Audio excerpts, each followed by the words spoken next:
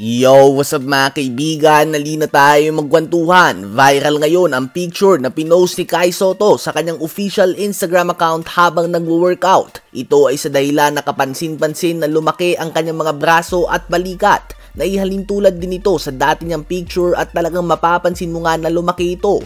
Madami nagsasabi na nag-skip ng leg day umano si Kai Sotto dahil maladya ni Bravo nga daw ang katawan nito na upper body lamang ang malaki. Well, una sa lahat ay wala tayong magagawa kung genetically ay ganun talaga ang kanyang legs. Pangalawa ay hindi siya nagbabasketball dahil kakagaling niya lamang sa ACL injury sa tuhod. Alangan naman na magbuhat ka ng mabigat at i-workout ang iyong lower body habang nagpapagaling ka ng injury sa tuhod, di ba? So common sense lang na hindi mo talaga ito mapapalaki ng husto. Ganun pa man, lumaki pa din naman ito ng konti at kapansin-pansin na talagang nagdagdag siya ng timbang. Subalit ano nga bang epekto nito? Well, ang unang positibong epekto nito ay ang mas magiging matigas siya sa mga box out at kaldagan sa pinta. Subalit may ilang posibleng maging negatibong epekto ito mga kaibigan. May dahilan nga kung bakit hindi biglang nagpapalaki ng katawan sila Chet Holmgren, Kevin Durant at Victor Wembanyama. Una ay ang posibleng pagkawala ng shooting.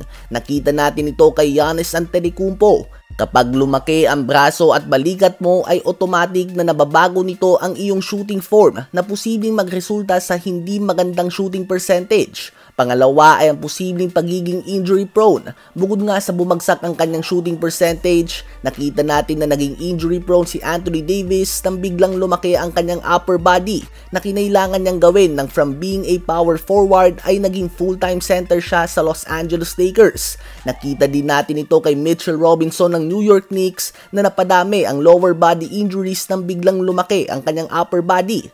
Kahit sa guard na tulad ni Lonzo Ball, mula sa pagiging payat na rookie ay bigla itong lumaki sa kanyang second year. Okay lang nga lumaki subalit dapat ay dahan-dahan lang ito at hindi biglaan dahil nagre-resulta talaga ito sa mga injury sa lower body.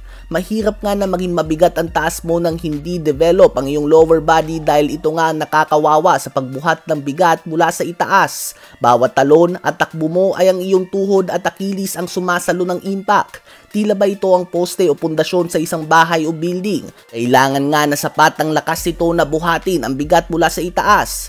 Isa pang posibleng negatibong epekto nito ay ang pagbagal. Natural nga na kapag bumigat ka at lumaki ay andun ang posibleng pagbagal ng iyong takbo at kabuuang galaw. Isa nga sa mga advantages ni Kai Sotto sa mga traditional big man ay ang kanyang bilis at shooting ability.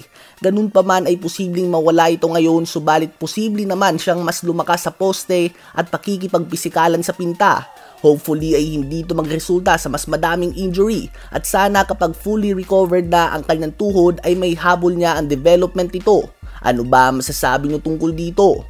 I-comment yan sa baba at aking babasahin yan. Huwag kakalimutan na mag-like, mag-subscribe at i-hit ang notification bell for more updates at kwentuhan. Maraming salamat po sa inyong lahat.